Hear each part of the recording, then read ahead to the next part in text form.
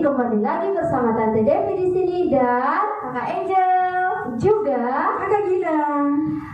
Tante percaya kita semua guru-guru sekolah minggu maupun kalian pagi ini siap untuk beribadah kepada Tuhan. Nah adik-adik, kita mau memulai ibadah kita sekarang. Tante undang semua untuk bangkit berdiri. Kita mau beribadah kepada Tuhan. Kita angkat pujian, Bapa Engkau sungguh baik.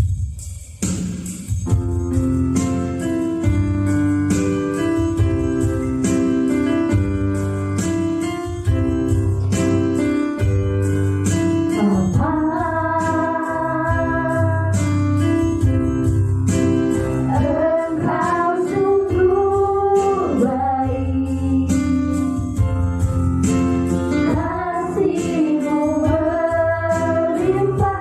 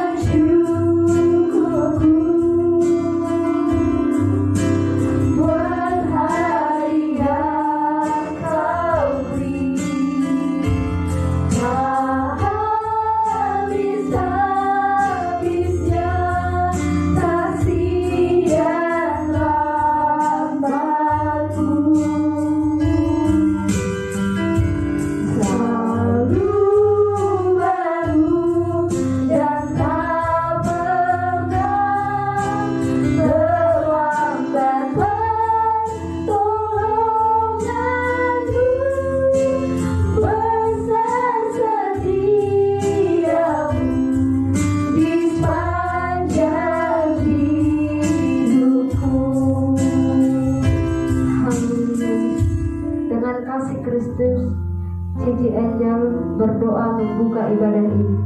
Adik-adik yang ada di rumah, mari kita lipat tangan, tutup mata, kita bersatu di dalam doa. Tuhan Yesus, Engkau yang layak dipuji disembah Bapa, Kau Raja di atas segala raja Tuhan. Terima kasih banyak Tuhan atas kasih-Mu, penyertaan-Mu, perlindungan, pertolongan yang Kau berikan kepada kami Tuhan.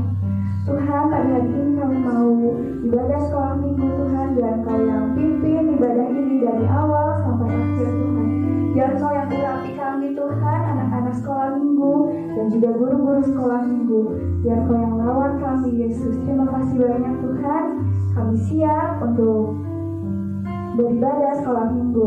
Hanya di dalam nama-Mu Tuhan Yesus. Haleluya. Amin. Puji Tuhan adik-adik. Di masa pandemi ini kita harus jaga kesehatan.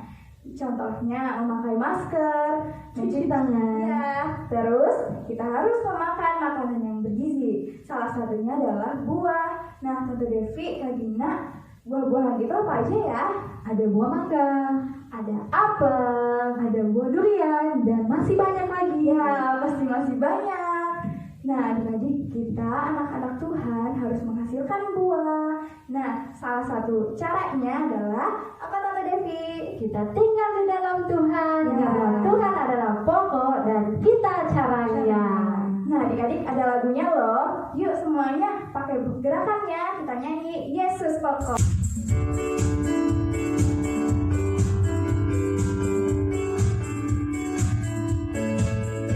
Yesus pokok dan kita caranya, tinggallah di dalamnya.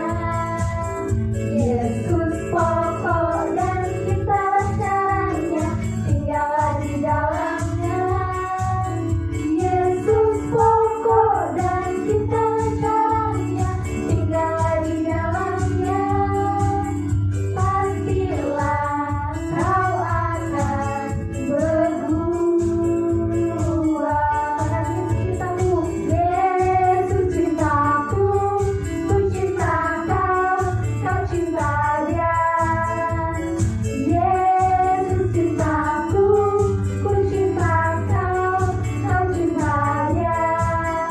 Yesus pokok dan kita caranya, tinggallah di dalamnya.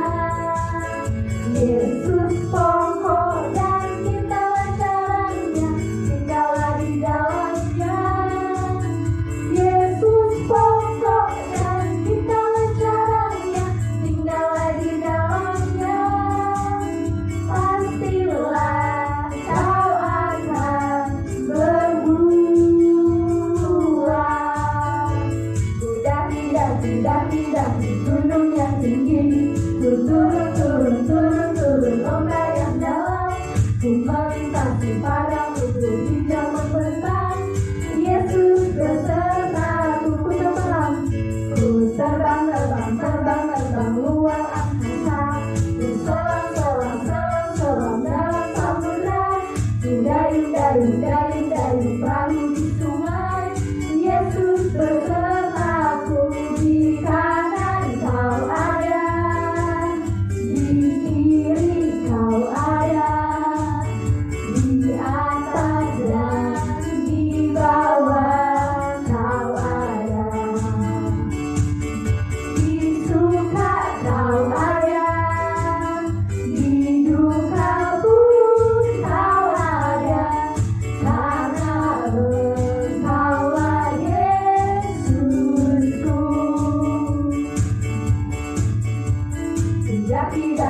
Daki gunung yang tinggi, ku turun lomba yang dalam, ku melintasi padang rumput hijau membentang.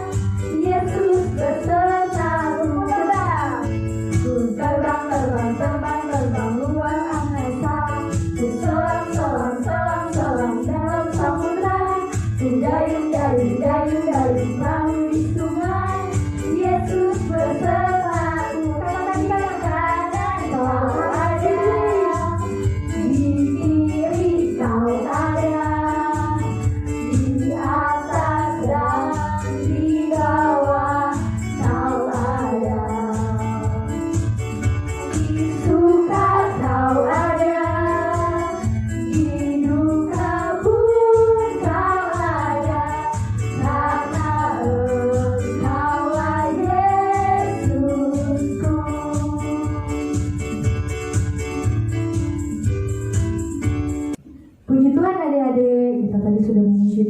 tiba saatnya kita mau mendengarkan cerita firman Tuhan. Namun sebelumnya adik-adik semua yang sudah tahu membaca, sediakan Alkitabnya untuk membaca firman Tuhan. Dan bagi yang belum bisa membaca, minta bantuan dari orang tuanya ya. Oke, baiklah semuanya bangkit berdiri.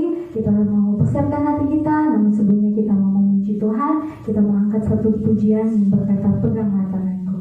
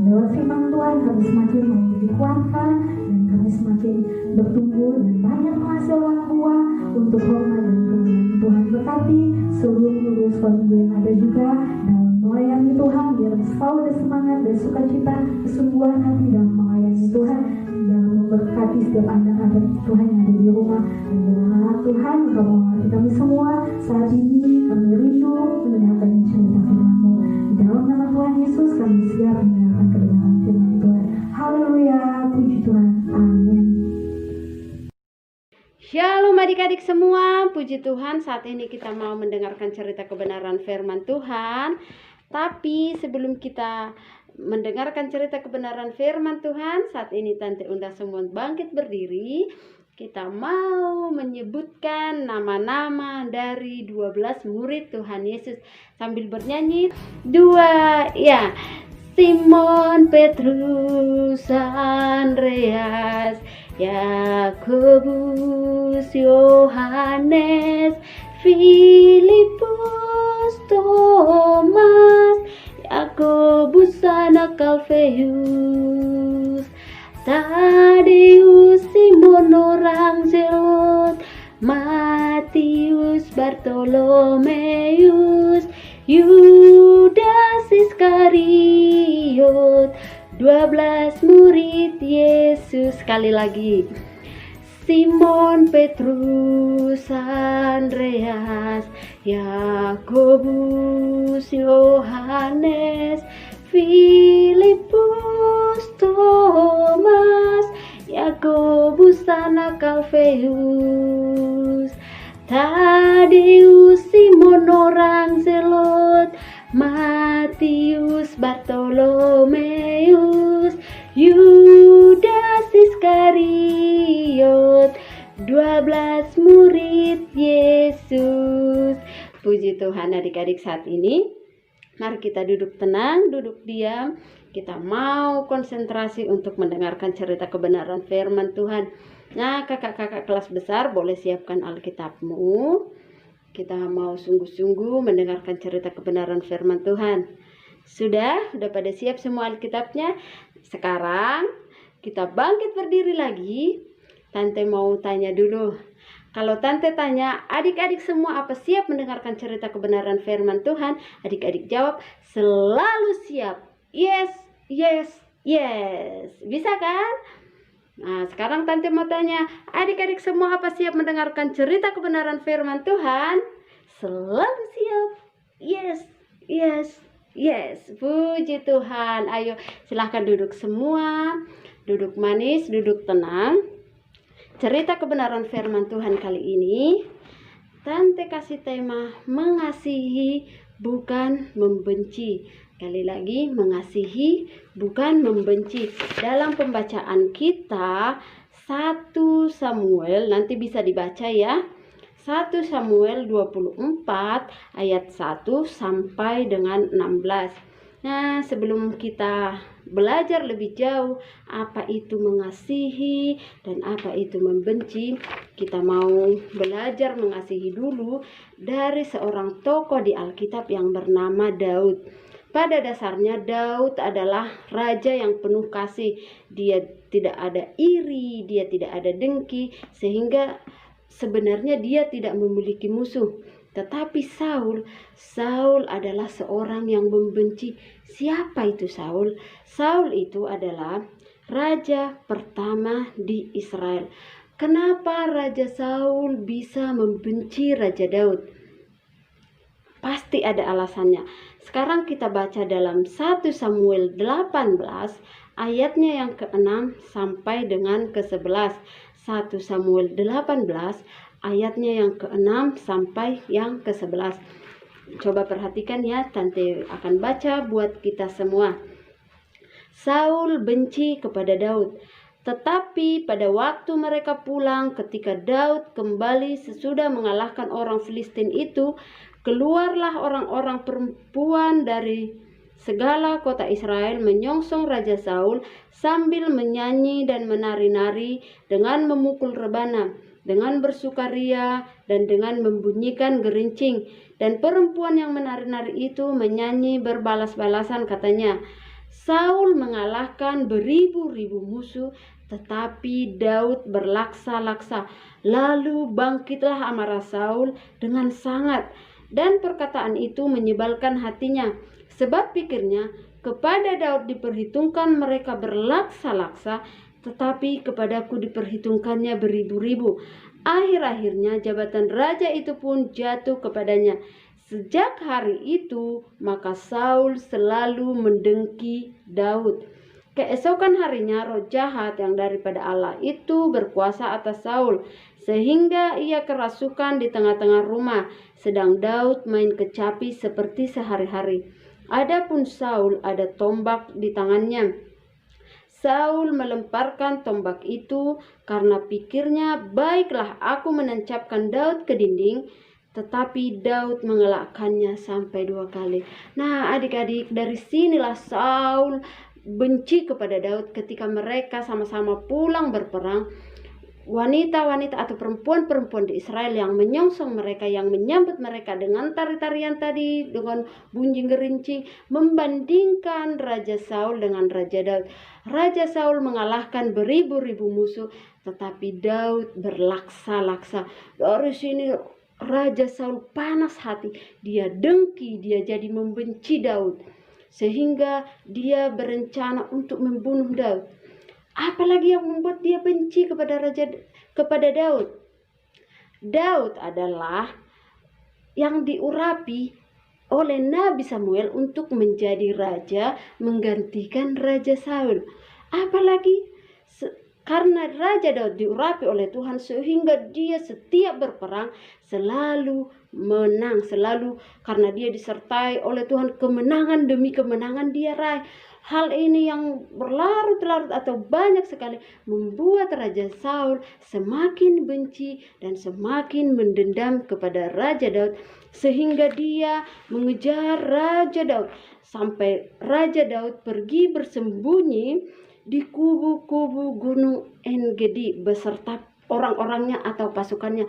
Raja Saul mengejar terus dikejar, sampai suatu ketika Raja Saul menemukan atau mengetahui tempat persembunyian Daud yang ada di gunung-gunung En-Gedi.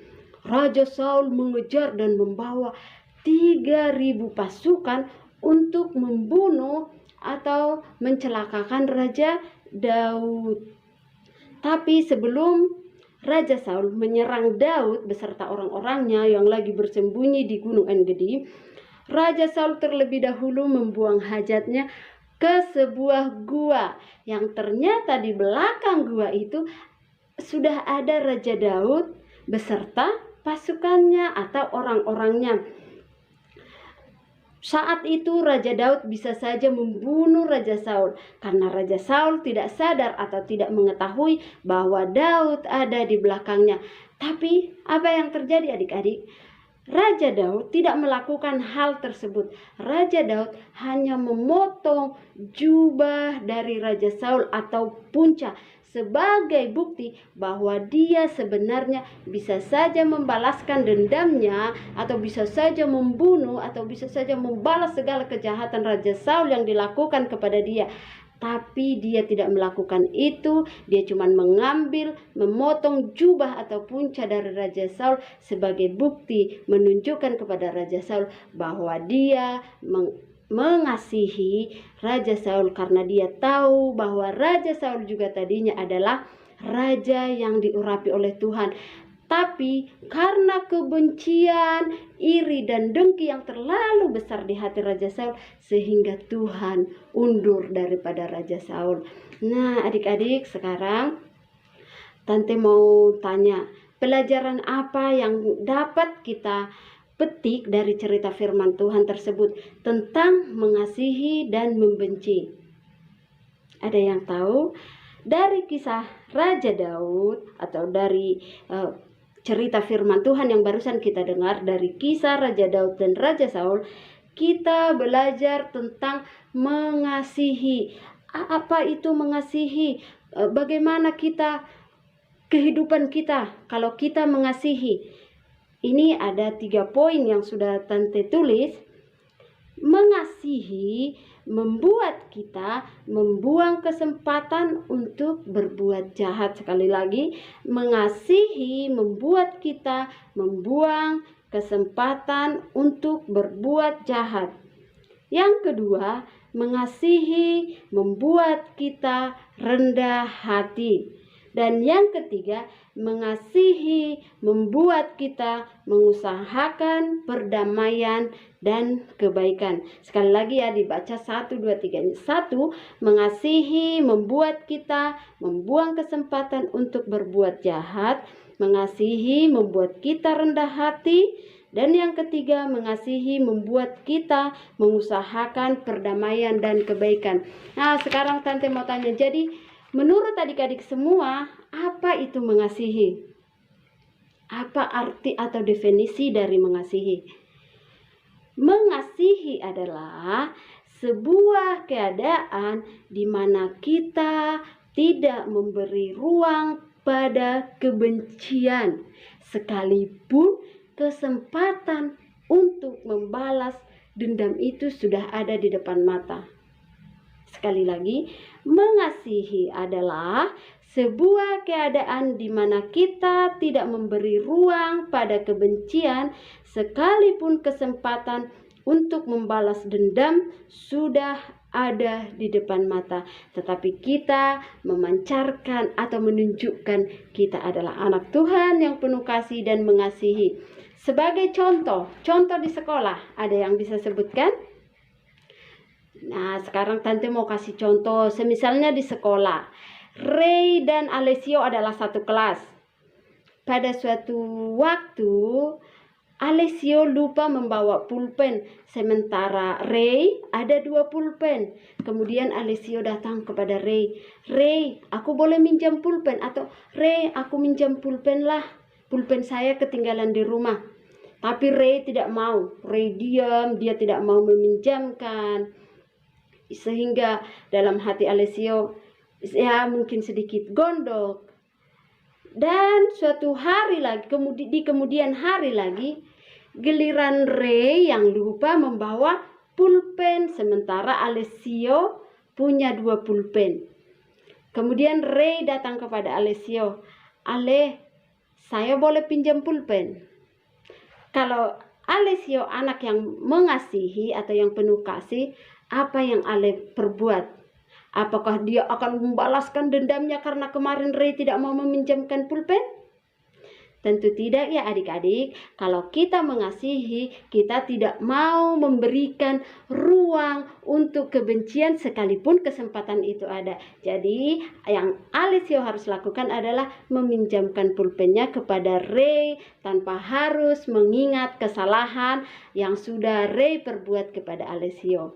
Nah, demikian cerita firman Tuhan adik-adik. Puji Tuhan, di pembacaan kita jangan lupa dibaca ya, 1 Samuel 24 ayat 1 sampai dengan ayat yang ke-16. Sekali lagi, 1 Samuel 24 ayat 1 sampai dengan 16. Puji Tuhan, demikian cerita kebenaran firman Tuhan adik-adik. Mari kita laksanakan dalam kehidupan kita. Jangan sampai membenci. Jadilah anak-anak yang penuh kasih, yang mengasihi siapa saja tanpa pandang bulu, tanpa harus pilih-pilih. Karena dia baik sama kamu, kamu baik sama dia. Tidak ya adik-adik, jadi kepada siapa saja harus berbuat kasih, harus mengasihi. Jangan sampai ada dendam, jangan sampai ada iri, jangan sampai ada dengki. Jangan berikan ruang di hatimu untuk kebencian. Puji Tuhan adik-adik, sekarang mari kita semua bangkit berdiri. Kita mau berdoa buat cerita kebenaran firman Tuhan, sekalian menutup ibadah kita pada saat ini. Lipat tangan, tutup mata, semuanya tenang, kita berdoa. Terima kasih Tuhan Yesus, kami bersyukur buat cerita kebenaran firman Tuhan yang sudah kami dengar. Tuhan berkati Tuhan firman-Mu meteraikan lebih jauh sehingga kami Tuhan boleh menjadi pelaku kebenaran firman-Mu. Hidup kami, hati kami Tuhan penuh kasih, dan segala tindakan kami Tuhan boleh mengasihi sesama kami. Kami tidak mau Tuhan ada ruang di hati kami, ada ruang di hidup kami untuk kebencian, untuk dendam, untuk iri, untuk dengki. Tetapi biarlah hidup kami Tuhan senantiasa dipenuhi dengan kasih yang daripada Tuhan. Terima kasih Tuhan Yesus. Berkati juga hamba-Mu yang sudah menyampaikan kebenaran firman-Mu. Biarlah Tuhan Engkau bertambah-tambahkan talenta ya Bapa. Saat ini juga Tuhan Yesus, kami mau mengakhiri ibadah kami. Kami sudah memuji, membesarkan nama-Mu Tuhan. Kami sudah mendengarkan firman-Mu. Biarlah semua ini boleh menyenangkan dan berkenan di hati-Mu Bapa. Pertemukan kami minggu yang akan datang Tuhan. Biarpun lewat video, tetapi tidak membatasi kuasa Tuhan. Bekerja mengurapi setiap kami, guru-guru sekolah minggu maupun anak-anak sekolah minggu Tuhan. Sekali lagi Tuhan Yesus, mengampuni dosa kesalahan kami yang terlalu besar. Suci kuduskan kami dengan kuasa darah-Mu. Kami tutup, kami akhiri ibadah kami pada saat ini hanya di dalam nama Tuhan Yesus Kristus. Haleluya. Amin.